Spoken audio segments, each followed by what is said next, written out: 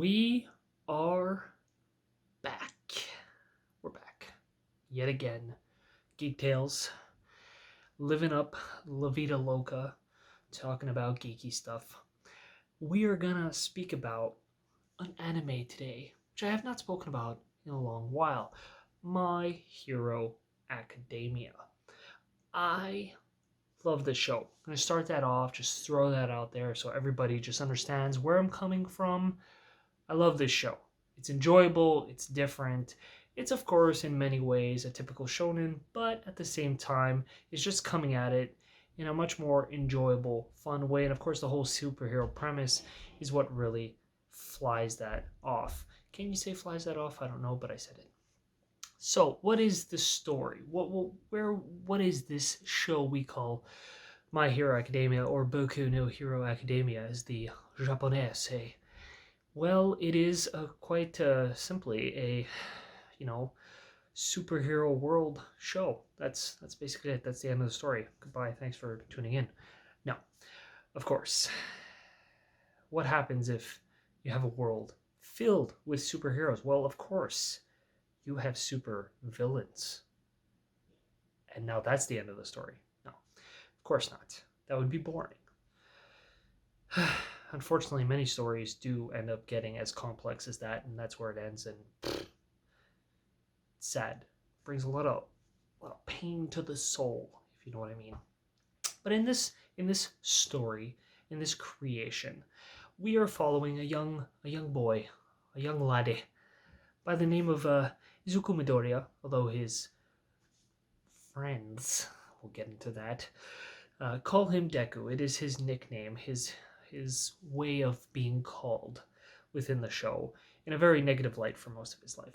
And Deku was born into this world where quite a few, it's not fully explained, but I would guess it's at least a century or two, perhaps even more, but we'll give it like maybe at least 100 years ago, where human beings all started to develop abilities. They started to have different powers. And of course, the world went through a time of turmoil and chaos, and it is very gently explained that sort of villains and people with abilities were out of control, were sort of taking over. And this was the kind of world that people were living in for a while.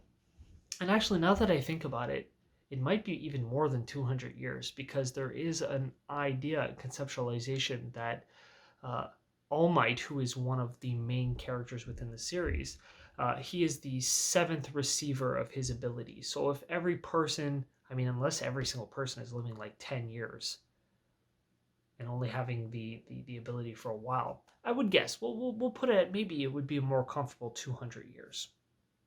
You never know. So where was I?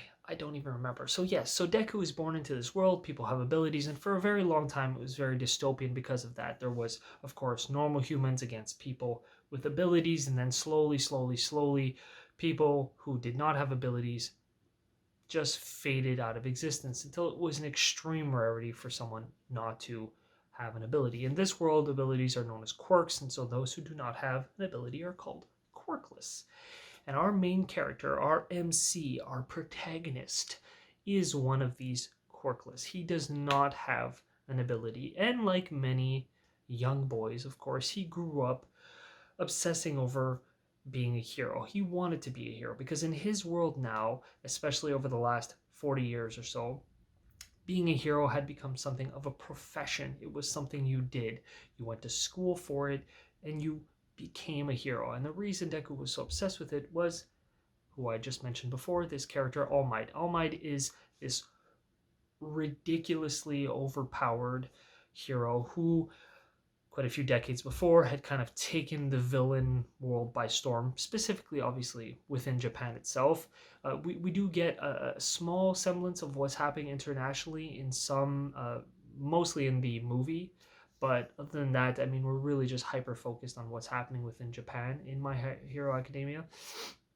So All Might is the hero who really put the fear into villains. He's the one who made being a hero be a thing, and he did it through just absolute force. This is a guy through just speed, stamina, durability, and raw power.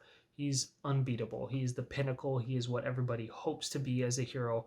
And he's just a genuinely nice guy. He wants to make the world a better place. And so Deku is someone who loves that. He wants to be like that. And unfortunately, being quirkless, it's not going to happen. He has no powers whatsoever. And that's how the show premise begins. And of course, there is a twist, and I'd like to keep this as spoiler free as possible at the beginning. I will get into spoilers later on. But of course, something happens, something relatively quite amazing, and Mr. Deku manages to get himself an ability. He gets a quirk, and it is very tied in with All Might, and it becomes part of this legacy. And so our first season follows as Deku goes from quirkless to showcasing himself to All Might in a way that allows him to be gifted, blessed with an ability, and then afterwards it follows his first foray, his journey into UA, which is the top tier, the number one school within Japan for hero training.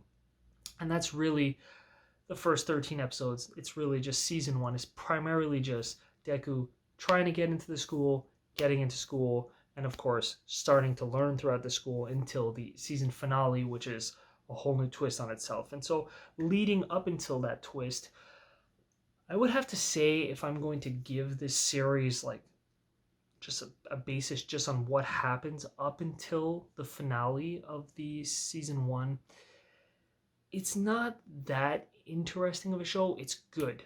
It's just good. It's fun. It's pleasant. It's interesting as you're introduced to the other characters in Deku's class, their abilities, how they've grown and interacted with each other. There, of course, is the main rivalry, we will say, between Deku and his childhood friend turned enemy turned. That's a whole nother story. Bakugo is a boy who is extremely powerful, has the ability to create explosions with the sweat that he secretes, and so he's an unpleasant person. There are many people and many variations on how people view Bakugo. I think I'm going to do a video specifically on my view of Bakugo. It is easier to understand him once you get to at least the end of season 3, and then you can really have a better picture. But once you finalize the seasons, at least from where they are now, I personally am not a fan, and I will explain why. And a lot of it has to do because I feel that Bakugo's character does sort of break the series, break the premise of how they're trying to portray heroes and what they're trying to do with heroes, especially in a hero school, especially in a world where people have abilities, especially someone who can blow stuff up. I just don't like how Bakugo is handled, and I don't think it's realistic at all, and kind of ruins the immersion of the show. That's not to say there are not things that are not enjoyable about him. I get the whole aggressive, abrasive enjoyment of just a character who does what they want, is just fully focused on their own purity and like their own goal, and they don't care about anything. That can be really interesting, but there's a lot of flaws to it, unfortunately, especially in the grand scheme of how the show is made. I feel like my hands are like glowing. I've got magical abilities. I don't know if you guys can see that, but I've got like a rainbow effect happening when I'm moving my hands. Hopefully it's not bothering you guys. So yeah, so that's how the show begins. So we're really getting, for most of the first season, just this interesting look and little introductions into the other characters, but really it is hyper focused on Deku getting into school and staying in school. And a big part of the reason why it's a huge struggle for him in the first season especially is because he has to do an immense amount of work to use the ability that he's gotten, because he received it so late. He's 15 years old when he receives it, and of course most people have it from when they're very young.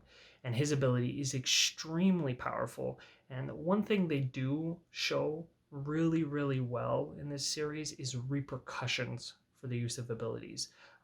Sometimes, of course, there's mistakes made and it sort of doesn't make sense, but that's just the nature of anime and fantasy. But overall, it's really cool how they showcase repercussions. Like someone using an ability, especially when it's extremely OP, what's the effect it has on the body?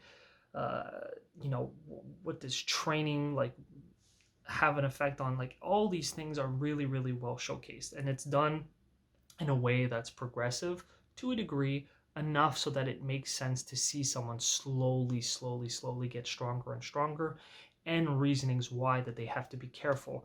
And that's hyper shown with Deku. He breaks himself multiple times throughout the series, and it's quite interesting to see that in a show, especially one that's all, superheroes, and we're so strong and everything's about power, and yet you're seeing your MC get hurt so much. So that was done really, really well. What was not done well, as far as I'm concerned, is, again, our characters are sort of living within this world of being at this top tier school, and sometimes there's just people within the circle of where Deku is functioning whose abilities make no sense. Those people just simply do not have the physical capacity on their own, much less even with their abilities, to be in this school. And it would be more acceptable if there was a more broad range of things shown at this school that the heroes are learning. But unfortunately, 99% of the learning is shown through combat mechanics. And if you don't have any combat skills and the people you're going against are all like augmented, it really doesn't make sense. So, for example, there's a character named Mineta who's this. He's shown as like being 3 feet tall. He must weigh like 40 pounds. He does not have any physical augmentation skills, nothing like that. He literally just has the ability to pop off little, really, really sticky balls onto his head, which, of course, if you're an extremely tactical person, you can use these to a certain effect, and he does to some degree. But he would get killed in every other instance anytime he goes up against anyone who's a bit stronger than him. And many times he's shown, without being it directly said, but Deku is shown as being lesser than him, but yet there's no reasoning why. It doesn't make any sense. And that happens quite a bit and kind of ruins immersion. It does happen in the later seasons as well, but primarily in the first season, there's some things and some people who are just ahead of Deku who don't make sense, especially considering the insane kind of training and the way Deku is shown as being far more intelligent than many of the other people. So that's unfortunate. Excuse me, I feel like something got in my throat. I'm dying. All right, so I have survived. Wow. Now, as we return to the show, I think one of the most interesting premises within the show actually is All Might himself being someone who is so incredibly overpowered. They do a really good job in little bits and pieces in season 1, but especially you start seeing in the later seasons. But even in season 1, you kind of see this kind of dysfunctional relationship that people have towards All Might and people who are quite ahead in terms of power. And you see that relationship a lot at the very beginning. Excuse me again. The very beginning, in terms of how Deku and Bakugo relate to each other as well. It's just not. There's a lot of dysfunctional relationships within this show that really they really start to shine in season 2 and season 3. There's one character, Shoto, who is fascinating. You only see a little bit of him in season 1, but by the end of season 1, you really start to see how incredibly powerful he is. And when we get into the later seasons and reviews, we'll really get to see that he is someone who's had a massively dysfunctional life and could have been a main character. It's even said within the show in kind of a humorous way at one point that Shoto could have been the main character. His life is just functioning that way.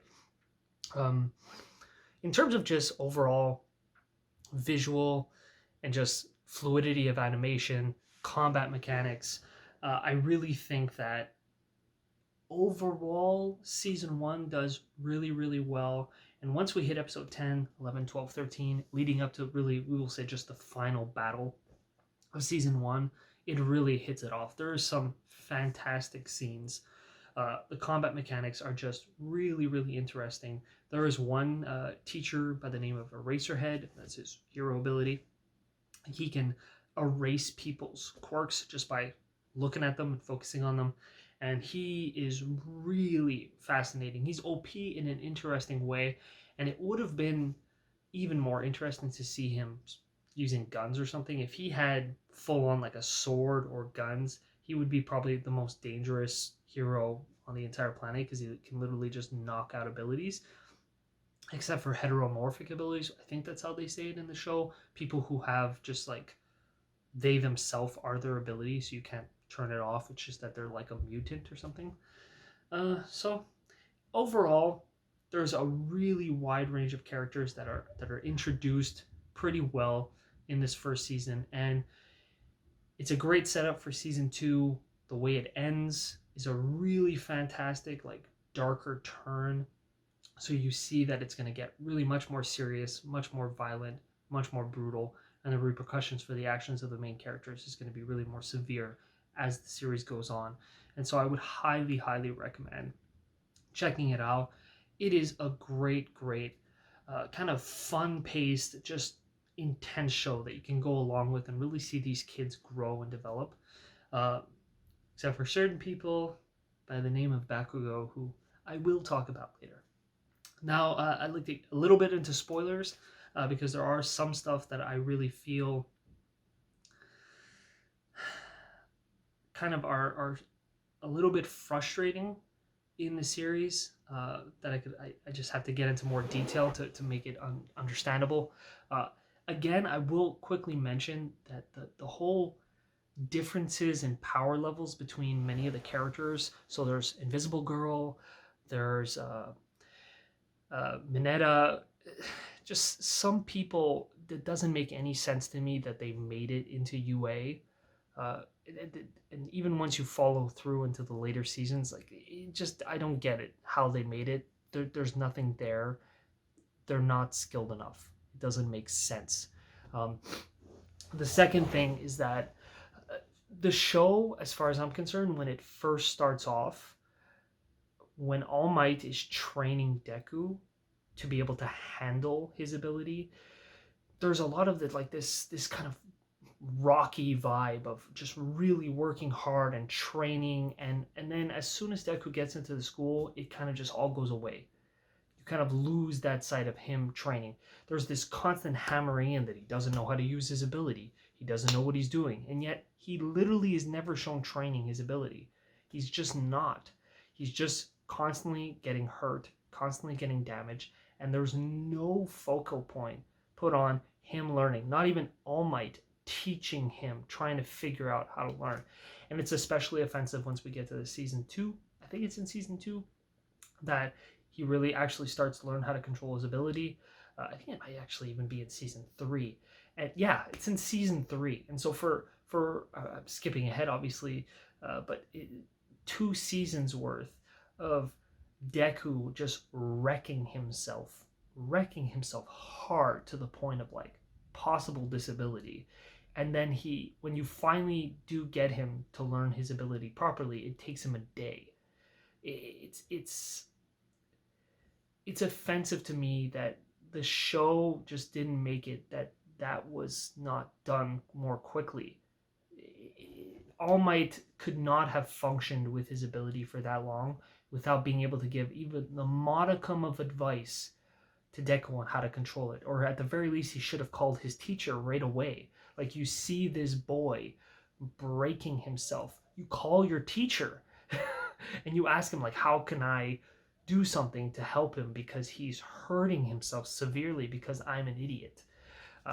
And so I find that one of the biggest losses of the series, especially in the first season, is that there is not enough focus on trying to get Deku to understand how to use his power. Instead, it's just this constant thing of showcasing, like, oh, it's okay because I want to be a hero, and because of that, I'm just going to put my all into everything and just constantly hurt myself over and over again. I'm not a big fan of that. I don't think it's a healthy mindset to have, and there's quite a few instances in this show, and especially once we get into season two, there's just a lot of unhealthy psychology happening in Deku and in some of the people around him, but especially in Deku. I'm not a big fan, especially considering how this is happening at a school.